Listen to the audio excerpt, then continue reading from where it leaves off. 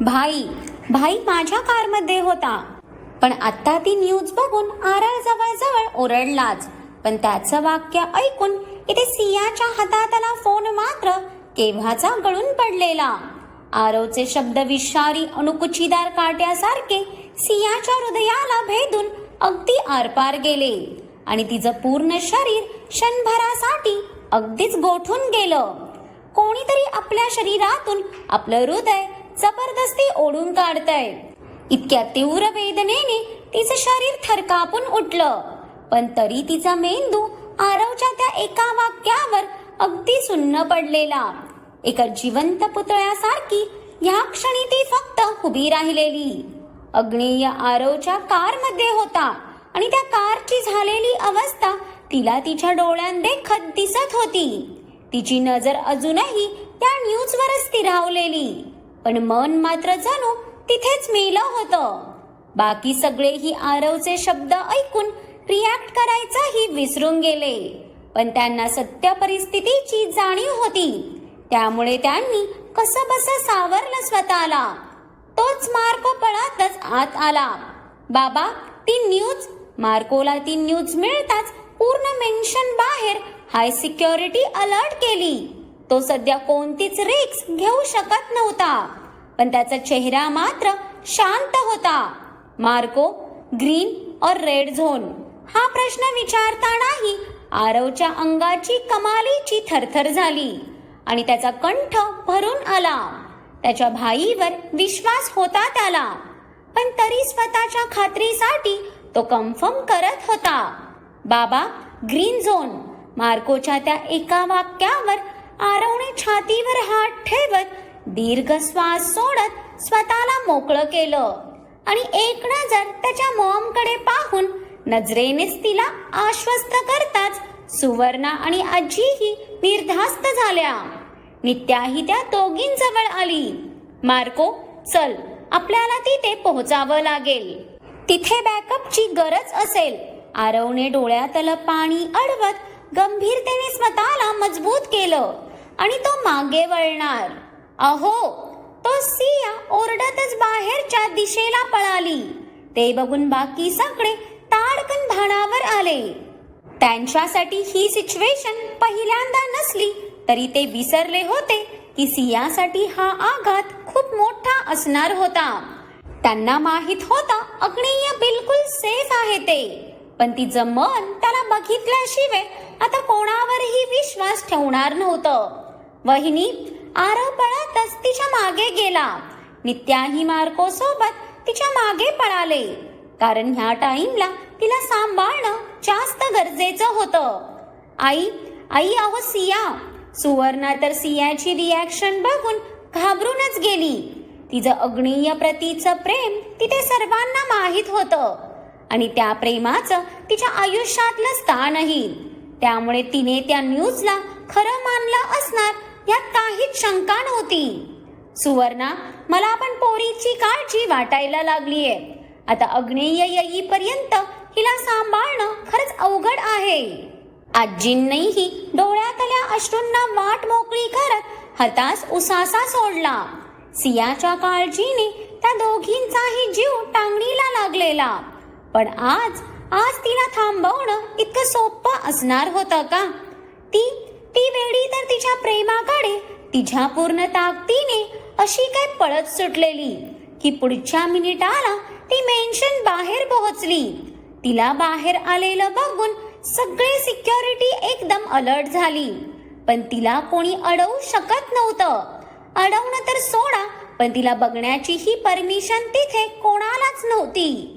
अहो, सिया आत्ताही पळतच तिच्या हृदयाच्या अंतकरणापासून तिच्या अहोंना तीव्र साथ देताच ती किंकाळी त्या मागे पडणाऱ्या मेन्शन सोबत मागच्या बाजूला असणाऱ्या गडद जंगलालाही हादरून गेली आणि पुढच्या सेकंदाला लुणाची गगनभेदी दहाड त्या मेन्शन भोवती गुंजली. ते बघून सियाच्या मागे पळणारे आरव आणि मार्को क्षणभर सुन्नच पडले. कारण लुणा कधीच विनाकारण दहाडायची नाही आणि जर तीही ओरडतीये तर काहीतरी भयंकर होणार होतं. पण सध्या आरवला फक्त सियाला सावरणं गरजेचं होतं, कारण ती काही विचार न करता अनवाणी पायांनी मेन गेटकडे पळत सुटलेली. तिला ह्या क्षणी कसलंच भान नव्हतं. खालची ती जमीन तिच्या पायांना चिरत चाललेली, तरी त्या वेदनाही तिच्या पायांना होत नव्हत्या. तिचा केसांचा बन लूज होऊन अर्धे केस मोकळे झालेले, तरी ती त्या केसांना सावरण्याचंही भान तिला राहिलं नव्हतं. तिचा वाऱ्यावर उडणारा पदर, पायात अडकणाऱ्या मिऱ्या, कोणताच अडथळा तिला ह्या क्षणी रोखू शकणार नव्हता. कारण ह्या क्षणी तिच्या नजरेसमोर फक्त एकच चेहरा येत होता, तो म्हणजे तिच्या अहोंचा, जो त्याच्या ओठांवर तेच प्रेमळ हसू आणून तिच्याकडेच एकटक बघत जणू तिला स्वतःकडे बोलवत होता. आणि ही त्याच्या प्रेमाची पुजारी त्याच्याकडे पळत सुटलेली. ह्या क्षणी नाही तिच्या डोळ्यातले अश्रू थांबत होते, नाही पाय, आणि तिचं अंतकरण तर तिच्या अहोंच्या नावाने गुंजून उठलेलं. नित्याला त्या जमिनीवर उठत चाललेल्या तिच्या पायांचे रक्ताळलेले ठसे बघून हुंदकाच फुटला. अहो, तुम्ही कुठे आहात? मी येते तुमच्या जवळ. तुम्ही मला सोडून नाही जाऊ शकत. तुम्ही प्रॉमिस केलेलात मला तुम्ही नेहमी माझ्या जवळ राहणार. पण जर तुम्हाला आता माझ्याकडे येता आलं नाही, तर तुमची सिया सगळे पाश तोडून तुमच्या जवळ येत आहे. आता तुम्ही जिथे असाल तिथेच तुमची सियाही असेल. कोणीच तुम्हाला माझ्यापासून लांब नाही करू शकत, नियतीही नाही. सियाने रडतच उपड्या हाताने डोळे पुसत तिचा स्पीड वाढवला. वहिनी, प्लीज थांब. तिची हालत बघून आरवही डोळ्यातलं पाणी पुसत मोठी मोठी पावलं टाकत वाऱ्याच्या वेगाने पुढे जाऊ लागला. पण आज सियापर्यंत पोहोचणं त्याच्यासाठीही चुनौतीचं काम होतं. तिच्यात आज इतकी ताकद कुठून आलेली त्यालाही कळेना. मार्कोलाही तिची अवस्था बघून नेमकं काय हँडल करायचं काहीच सुचत नव्हतं. जर अग्नेयला कळालं तर तो कोणालाच सोडणार नाही, हे पक्क होतं. अहो, सियाला सेकंड गेटचा एंट्रन्स दिसताच ती त्या दिशेने वळणार. तोच बाजूच्या झाडीतून लुना मोठी उडी मारून तिच्या समोर येताच इथे सियाचे पाय अडखळले आणि ती खाली पडली.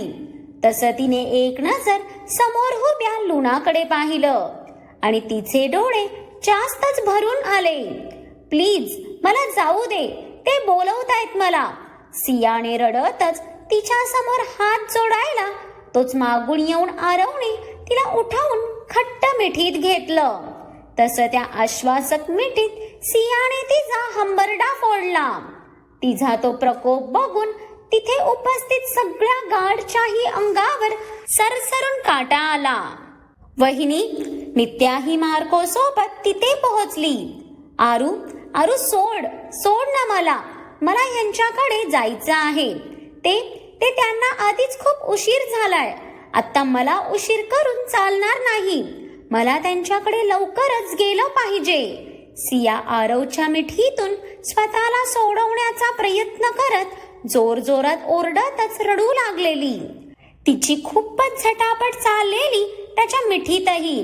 तिला काहीही करून ह्या क्षणी फक्त अग्नेय हवे होता.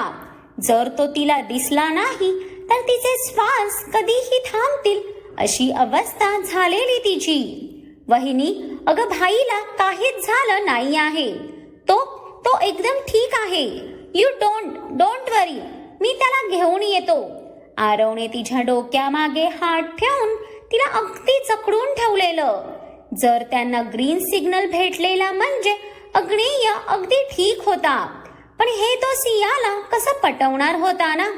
तिने स्वतःच्या डोळ्यांनी ऍक्सिडेंट फुटेज पाहिली होती, पण त्याचा भाई येईपर्यंत त्याला सियाला सांभाळणं खूप महत्वाचं होतं. या अटॅक आणि बिझनेस रिव्हेंज या गोष्टी आधीही खूपदा झाल्या होत्या, पण अग्नेयची सिक्युरिटी खूप खतरनाक पद्धतीने ट्रेन होती.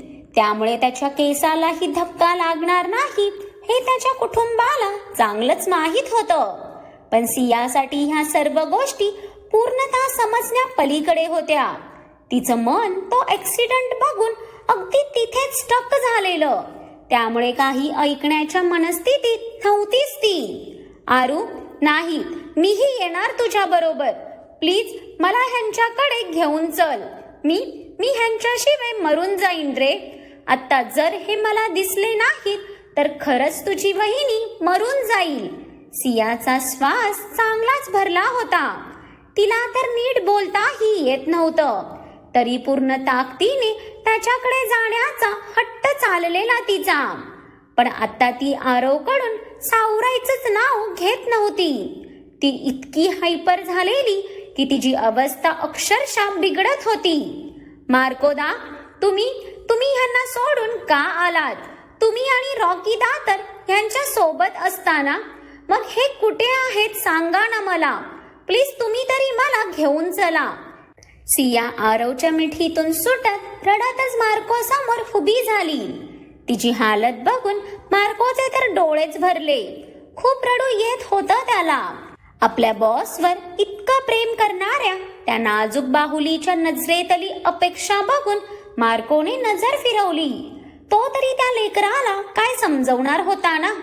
पण नेहमी एका फुलासारखं टवटवीत असणारी त्याच्या बॉसची क्वीन आज जणू हरल्यासारखी वाटली त्याला. Ma'am, try to understand. हा फक्त एक ट्रॅप होता. बॉसला काहीच झालं नाही आणि रॉकी त्यांच्या सोबत आहे, सो घाबरण्यासारखं काहीच नाही. ते येतच असतील. प्लीज तुम्ही आज चला. मार्को अदबीने मान खाली झुकवत तिला समजावू पाहतो. पण सध्या ती कोणाचं समजणार होती का? सध्या तिला तिचं जगच उजाडल्यासारखं वाटत होतं. काय बोलताय तुम्ही मार्कोदा? घाबरण्यासारखं काहीच नाही. हे अजून आले नाही आहेत. त्यात ती न्यूज. नाही, ह्यांना काहीच झालं नाही. मी जाते त्यांच्या जवळ. मला जावंच लागेल. ते माझा अंत पाहून मला फक्त त्रास देत आहेत. सियाला असं वेड्यासारखं बडबडताना बघून मी त्या तोंडावर हात ठेवून रडतच 2 पावलं मागे झाली. तिची अवस्था तिला बघवतच नव्हती. एखाद्या कोणावर इतकं वेडं होऊन प्रेम करावं यावर तर तिचा विश्वासच बसत नव्हता. सिया परत तिथून जाणार की आरव परत तिचा हात पकडून तिच्या समोर आला. आरू, मी पाया पडते तुझ्या. मला जाऊ दे रे, नाहीतर खरंच मी मरून जाईन. सियाने आता रडतच आरव समोर हात जोडताच सगळ्या गाडने 2 पावलं मागे होत माना खाली घातल्या. आरवचेही डोळे तिची हालत बघून वाहू लागलेले. त्याच्या भाईशिवाय त्याच्या वहिनीचं काहीच अस्तित्व नाही ह्याची त्याला पुरेपूर जाणीव होत होती. वहिनी, प्लीज, अगं तुझ्या आरववर विश्वास नाही का? आरवने तिला परत मिठीत झकडत हळव्या कंठाने विचारलं. तिच्या शरीराची कंपन बघून त्यानेही भीतीने डोळे मिटले. तिचं शरीर आता पूर्ण थकलं होतं. तुझ्यावर तर मला पूर्ण विश्वास आहे रे, पण माझ्या नशिबावर नाही. या नशिबाने नेहमी माझ्याकडून फक्त काही ना काही घेतलंच आहे. आधी माझे बाबा, मग आई आणि आता नाही. मला तो विचारही नको आहे. आता माझी काही गमावण्याची ताकदच नाही. जर खरंच ह्यांना काही झालं तर माझेही श्वास तिथेच बंद होतील. म्हणून प्लीज माझ्यासाठी तू ह्यांना घेऊन ये ना. नाहीतर मला तरी ह्यांच्याकडे घेऊन चल. आज तुझी वहिनी तुझ्या समोर पदर पसरतीये. मला माझं सौभाग्य दे आरू. ह्या क्षणी सियाने आरवला इतकी घट्ट मिठी मारलेली की ह्या क्षणी तो एकच तर आधार होता तिचा. पण तिचं असं त्याच्या समोर हतबल होणं त्याच्या हृदयाचे मात्र शेकडो तुकडे करून गेलेलं. त्याची वहिनी आज त्याच्या समोर पदर पसरतीये ही गोष्ट तो सहनच करू शकत नव्हता. पण तिचा तो त्रागा बघून मार्को आणि नित्यासोबत बाकीच्याही गार्डच्या चुकलेल्या डोळ्यात पाणी तरळलं. आज त्यांना त्यांचे बॉस किती नशीबवान आहेत याची प्रचिती होत होती. आरवही तिला मिठीत घेऊन रडतच होता की पुढच्या सेकंदाला मार्कोचे डोळे मोठे झाले. ओ शिट, बाबा, मॅडम. मार्कोच्या त्या मोठ्या आवाजाने सगळ्यांचं लक्ष तिच्यावर गेलं. तसं आरवलाही त्याच्या मिठीत सियाचं शरीर लूज झाल्याचं जाणवलं. तसा तोही घाबरला. तो काही रिॲक्ट करणार. तोच गेट उघडला गेला आणि गाड्यांचा ताफा शिताफीने आत आला. तसं आरवच्या डोळ्यात आनंदाचे अश्रू आले. भाई, त्याने समोर बघतच अगदी हळूवार साथ घालत सियावरची पकड आणखीनच घट्ट केली. तर समोरून त्याचा भाई अक्षरशः पळतच येत होता. त्याच्यासोबत रॉकी आणि त्याची पूर्ण वाईल्ड आर्मी होती. लांबूनच आरवच्या मिठीत निश्चित पडलेल्या आपल्या पाखराला बघून अग्नेयचा कंठ भरून आला. त्याला जी भीती होती ती खरी ठरल्याचं दिसत होतं. जाना, त्याने पळतच येऊन त्याच्या सियाला अगदी अलगद स्वतःकडे घेतलं आणि तिचा तो रडून लाल पडलेला चेहरा बघून त्याच्या हृदयात एक साथ कितीतरी तीर टोचल्यासारख्या तीव्र वेदना झाल्या त्याला. तिचा तो कोमेजलेला चेहरा, विस्कटलेले केस आणि अस्ताव्यस्त झालेला अवतार बघून त्याने पटकन तिला त्याच्या हृदयाशी घट्ट कवटाळून घेतलं आणि डोळे घट्ट मिठत खूप मुश्किलीने डोळ्यातलं पाणी अडवलं. जितका ह्या क्षणी तो आतून पेटला होता त्याचा अंदाजा रॉकीशिवाय कोणीही लावू शकत नव्हतं. आज त्याच्या 2 जीवांवर वार झालेला. एक तर आरव, ज्याच्या कारला कोणी उडवलं हे त्याला माहीत नव्हतं, आणि दुसरी त्याची प्रिन्सेस, जी त्याच्या मिठीत निपचित पडलेली. थोड्याच वेळात हॉलमध्ये पूर्ण डॉक्टरांच्या टीम त्याच्या समोर उभी होती. तो त्याच्या त्याच अवतारात होता, पण त्याच्या चेहऱ्यावरची ती गंभीरता बघून जिथे घरातल्या सगळ्यांची हालत टाईट झालेली, तिथे समोर डॉक्टरांना तर काय बोलावं तेच सुचेना. पण तरी त्यांची फॅमिली डॉक्टर पुढे आल्या. अग्नी, मी मागेही तुम्हाला बोलली होती की तुमच्या वाईफचं हृदय खूप कमजोर आहे, त्यामुळे त्यांना कोणताच ट्रॉमा कंट्रोल करणं जमत नाही, आणि त्यात त्यांची काही चूक आहे असंही मी म्हणणार नाही. कदाचित लहानपणापासून त्यांच्या हळव्या मनावर आघातच तेवढे झालेत की त्या अजूनही त्याच फेजमध्येच अडकून बसल्यात. सो तुम्हाला त्यांना त्या गोष्टींपासून प्रकर्षाने लांब ठेवावं लागेल जे त्यांच्या मनाला हर्ट करतात. प्रत्येक टाइमला त्यांचं टेम्पर इतकं इनबॅलन्स होणं हे त्यांच्या स्वतःच्या तब्येतीसाठी चांगलं नाही आहे. मी त्यांना आता इंजेक्शन्स आणि मेडिसिन्स दिल्या आहेत. त्यांच्या पायाची ही ड्रेसिंग केली आहे. त्यांना आता उद्या सकाळपर्यंत शुद्ध येईल. डॉक्टरांच्या सांगण्यावर अग्नियाने फक्त एक नजर रॉकीवर टाकताच तो त्यांना घेऊन गेला. तसं इथे अग्नीने दोन्ही भुवयांच्या मधातली स्किन चिमटीत पकडत डोळे मिटून घेतले. त्याच्या जानाची हालत बघून त्याला ह्या क्षणी स्वतःचाच भयंकर राग येत होता. तो विचार करतच होता की त्याच्या डोक्यावर कोणाचा तरी प्रेमळ हात फिरला, आणि त्याने मान उचलून बाजूला पाहिलं तर त्याची मॉम डोळ्यातून पाणी काढत त्याच्याकडेच बघत होती. Please mom, don't cry, I am absolutely fine. अग्नेयने सुवर्णाचा हात हातात घेत त्यावर ओठ टेकवताच त्याला कोपऱ्यात उभा त्याचा आरव दिसला, आणि आत्ता मात्र त्याचा कंठ भरून आला. तो तसाच उठून ताडताड पावलं टाकत आरव जवळ गेला, आणि कोणाला काही कळायच्या आत त्याने आरवला ओढून मिठीत घेतलं. भाई, तसा आरवनेही त्याच्या भाईच्या सिक्युअर मिठीत स्वतःला लपवून घेत आता ते लेकरूही रडू लागलं. मग काय वाटतं तुम्हाला? अग्नेय कसा वाटला हे तर आपण पुढे बघूच, पण आता अग्नेयला कळेल का हा सगळा ट्रॅप कोणासाठी आणि का केलेला, आणि सिया जेव्हा शुद्धीवर येईल तेव्हा तिचे काय रिॲक्शन्स असतील, हे सगळं पाहण्यासाठी पुढचा भाग आवर्जून बघा.